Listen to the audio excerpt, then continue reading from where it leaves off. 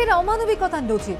দিনভর হাসপাতালের হয়রানির পরেও চিকিৎসা শুরু না হওয়ার অভিযোগে আঙুল Chittaranjan national cancer research institute and হসপিটালের দিকে।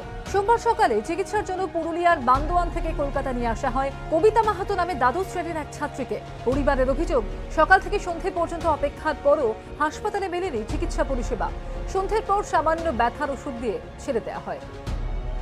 লাইন দিয়ে তোমার ওইখানে টিকিট নিয়ে আর ওইখানে মানে টিকিট নিলে টিকিট নিয়ে আর ওইখানে আরও একদিন দেখা হলে আর একদিন দেখা হলে এইরকমভাবে হলে পেশেন্ট আমার হিমোগ্লোবিন একদম 5 পয়েন্ট এবং 6 পয়েন্ট এরকম অবস্থায় রয়েছে এবং গোটা শরীর ব্যথা রয়েছে। হাঁটতেও পারছি না, কলে থেকে গাড়ি থেকে নিয়ে আসা হচ্ছে, যাওয়া হচ্ছে।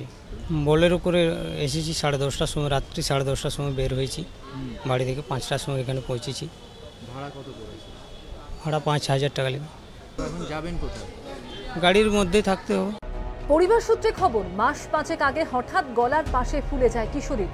পুরুলিয়ার প্রাথমিক স্বাস্থ্য কেন্দ্রে চিকিৎসা হয়। এরপর জামশেদপুরের একটি বেসরকারি হাসপাতালেও চিকিৎসা হয় কিশোরীর।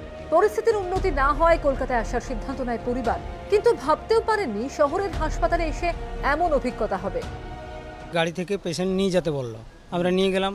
এক ম্যাডাম এলেন এবং এই যে এগুলো লিখে দিলেন। লিখে দেওয়ার পরে সিকিউরিটি বলে কোথায় রাখবো, তো বলছে না, আপনাদের অ্যাডমিট হয়নি, ডাক্তার ট্রিটমেন্ট করে দিয়েছে, কাল হবে। দিনভর এ ঘর থেকে ও ঘর ঘোরানো হয়েছে বলে অভিযোগ। সকাল থেকে সন্ধে এভাবেই পেরিয়ে গিয়েছে সময়, কিন্তু চিকিৎসা শুরু হয়নি বলে অভিযোগ। জরুরি অবস্থায় কোনো রোগীকে যে ফেরানো যাবে না তা নিয়ে একাধিকবার বার্তা দিয়েছেন মুখ্যমন্ত্রী।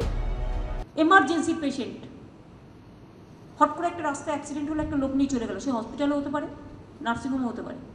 আগে তো ট্রিটমেন্টটা চালু করতে হবে। আমার যদি জায়গা না থাকে, আমি তো প্রাইমারি ট্রিটমেন্টটা দিয়ে তারপর দেখবো কোথায় জায়গা খালি আছে, তাকে সেখানে রেফার করব, রিকোয়েস্ট করব।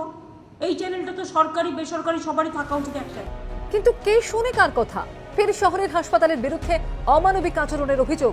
এ নিয়ে হাসপাতাল কর্তৃপক্ষের সঙ্গে যোগাযোগের চেষ্টা করা হলেও কোনো প্রতিক্রিয়া মেলেনি। যেখানে কেন্দ্রীয় সরকার এবং রাজ্য সরকার চিকিৎসা বিনামূল্য করেছে, সেখানে বান্দোয়ানের এই দরিদ্র পরিবারকে কেন এই হয়রানির মুখে পড়তে হচ্ছে? ক্যামেরায় দীপ্তেন্দু চক্রবর্তীর সঙ্গে ঝিলাম করঞ্জাই, এবিপি আনন্দ, কলকাতা।